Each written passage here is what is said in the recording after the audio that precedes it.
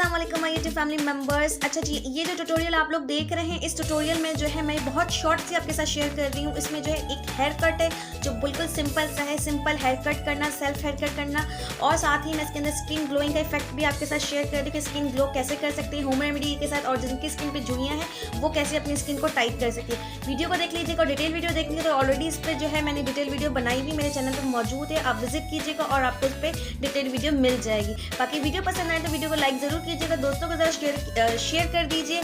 फिर मिलूंगी एक और नई वीडियो में। अल्लाह हाफिज़।